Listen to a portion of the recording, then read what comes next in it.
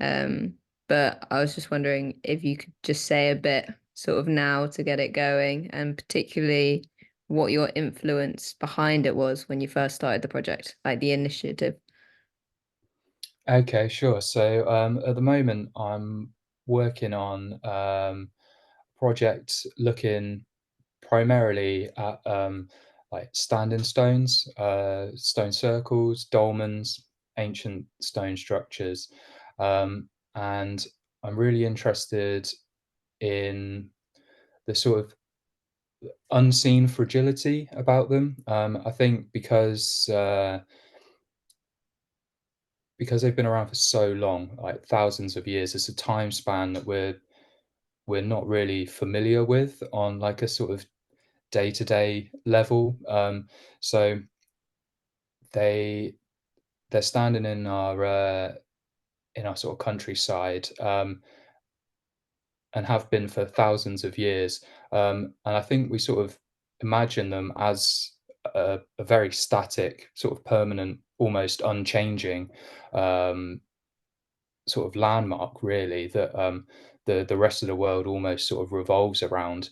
Um, but in reality, they're constantly evolving just over a longer time period than we're used to. So what we're left with now are mostly ruins.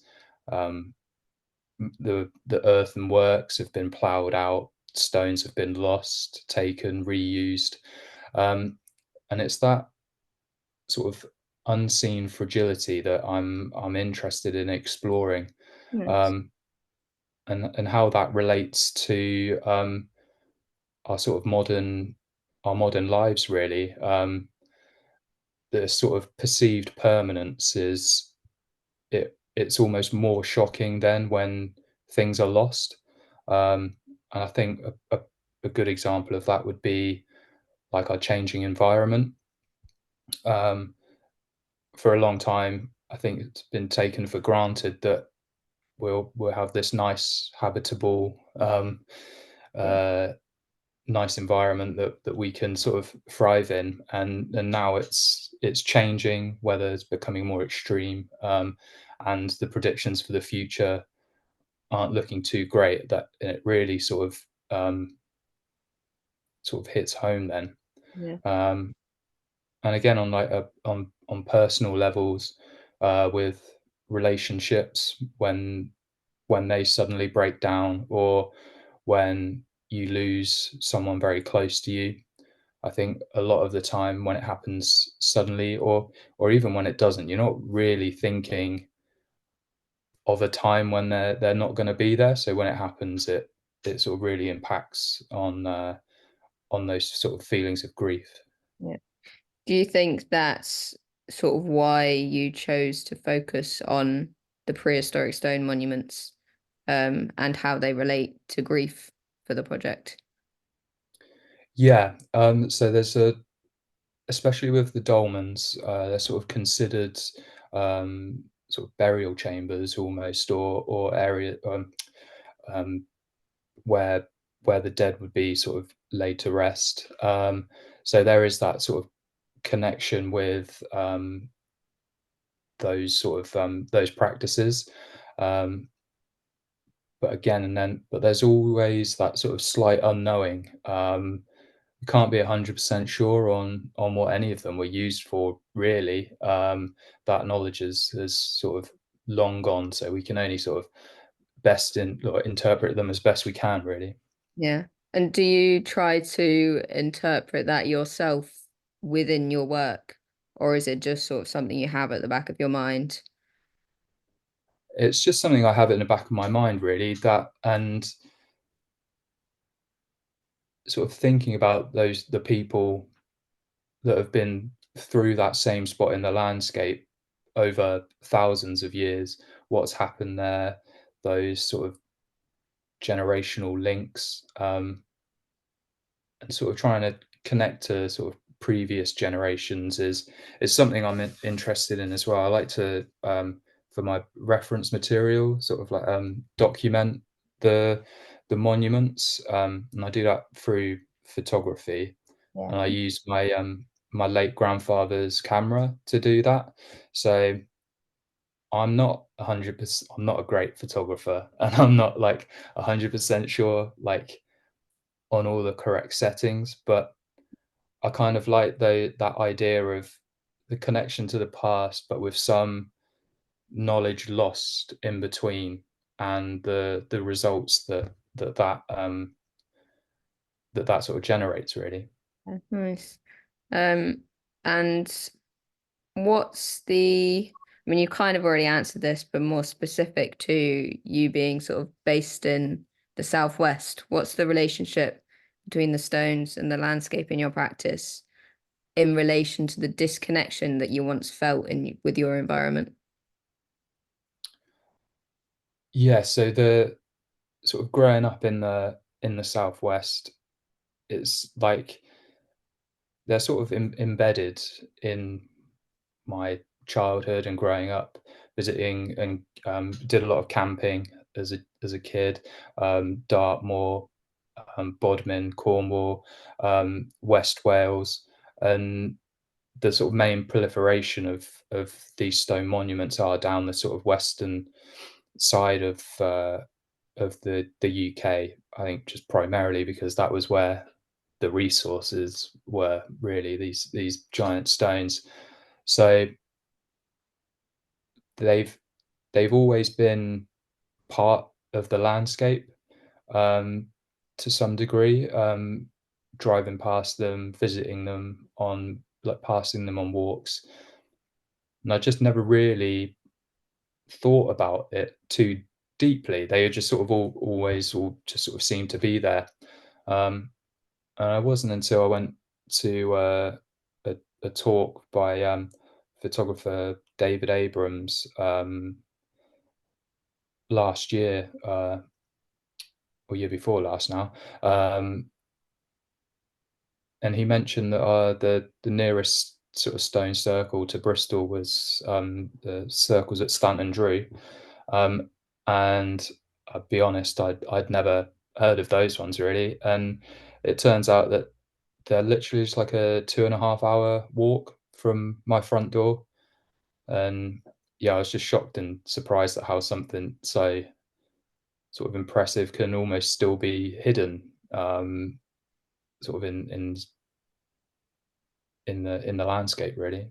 Yeah, I have the same. I grew up in Cornwall, and it's literally in the last sort of 2 years that I've it wasn't even that I didn't fully notice them at first, it's that I didn't have an interest because I had the same. I went to sort of Dartmoor on school trips and Bodmin Moor on school trips, but you're never encouraged to like find interest in these monuments and these stones. Yeah. But I think in the last couple of years, there's been a massive resurgence of the interest, particularly in younger people, Mhm. in standing stones and sort of folk subjects in general. Um, what do you think has caused that? Yeah, I mean, I think it's definitely exploded over the last couple of years, um, and I don't know if that's because of, the pandemic and when we were in lockdown, and then travel was really sort of restricted, whether people started sort of looking in their own back gardens a little more, or I think it focused, an appreciation on the outdoors and getting outdoors that I think some people had taken for granted. Um, so then when you were able to explore again, a bit further afield, sort of people took that opportunity to get out and started discovering things in their sort of local environment, and in the sort of like immediate vicinity of where they're living. Um, but I think as well, it's been a pretty turbulent political period as well. There doesn't seem to be an awful lot of good news around, and I don't think it's people sort of like wanting to hark back to a better time in the past. I think it's more that people are just interested in really getting to know their local environment and their sort of regional stories and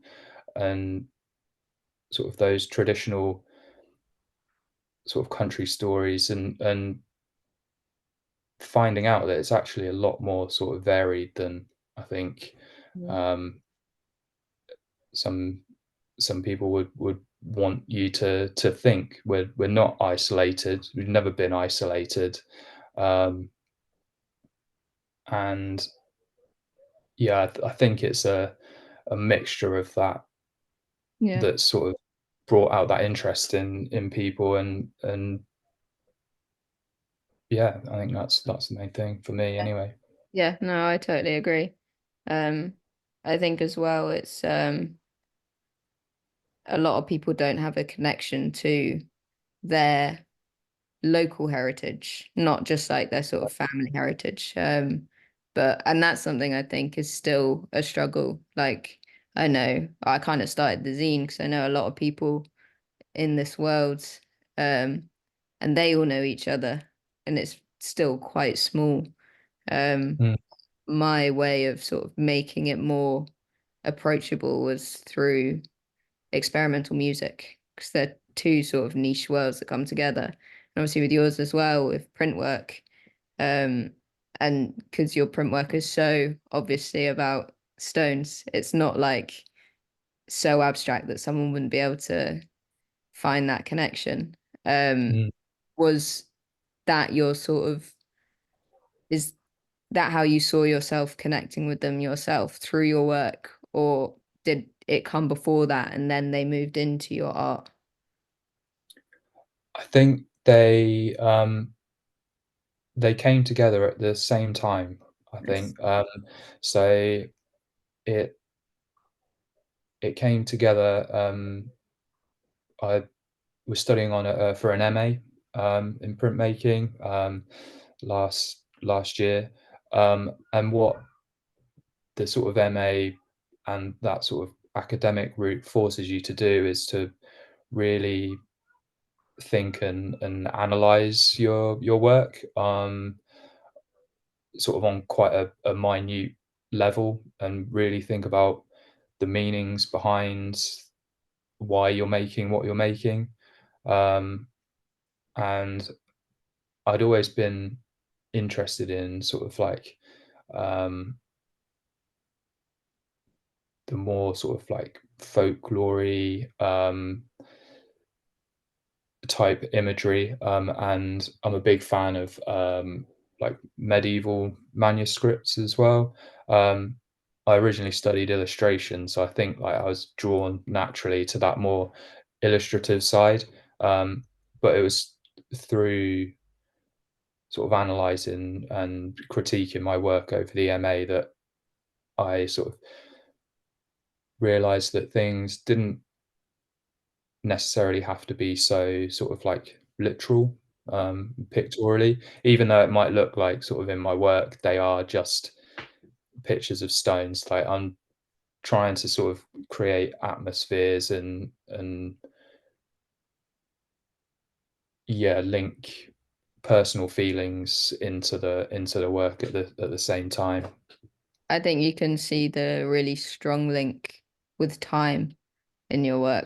Like even when I was just looking at them on your site, kind of looked like felt like I was there with the stones, but seeing sort of time pass by. Um, Yeah, that's what I'm trying to get. I use a lot of for the skies and backgrounds. There's a technique called monoprinting, where you basically lay down a layer of ink and then wipe away the ink with cloth. So although I'll print an edition on each one, the skies will be subtly different. You can never sort of replicate that. yeah, So across the edition, you kind of get that sense of clouds moving across like the landscape. Um, and it's those little types of things I'm trying to introduce that sort of contrast with that seeming sort of permanence of the stones. Yeah. I think as well as someone who uh has never done print, I sort of see it and appreciate it, but I often think it looks very like set in stone kind of thing. It's very clean lines and everything. It's Yeah, really nice seeing how yours reflects the exact ideas that you sort of found within stones. Yeah, it's really nice. yeah, yeah. It's that yeah, that variation. Because I think the print is like can be quite repetitive. It's a sort of like process driven way of working, and you're sort of like producing. It's like a repetitive process. You're repeating it and producing a an edition of the same or sort of like similar prints. Mm. But I think I don't sort of like visit these monuments sort of just once. I like to go back to the same ones, and there's a sense of that repetition. But whenever you go back, they're never the same. Whether it's the weather, whether it's rained or sunshine, or the weather conditions, the time of day, you always see these monuments in a slightly different light. And I think that sort of change in the repetition is like what I'm also trying to capture in the work. Nice. You've spoken about your sort of theoretical influences and ideas, but what are your or who are your influences? Not necessarily sort of artists that influence your work, just have I find that no ideas are completely original. There's always influences. Yeah, what are yours? Yeah, so um, like music plays a big part, Mm. um, and I really like those sort of artists that can really sort of generate atmosphere and and things in their work. So Steve Von Till is a big He's inspiration. he's being interviewed for this issue. Oh, amazing! So That's you will good. be Yeah, in the same scene. the new album, the Triptych Part One, is just amazing, and the um, is it Music for Monoliths, Yeah, yeah, which yeah. is the previous one, which is yeah, so they're great. Um, uh, Emma Ruth Rundle as Yeah. well.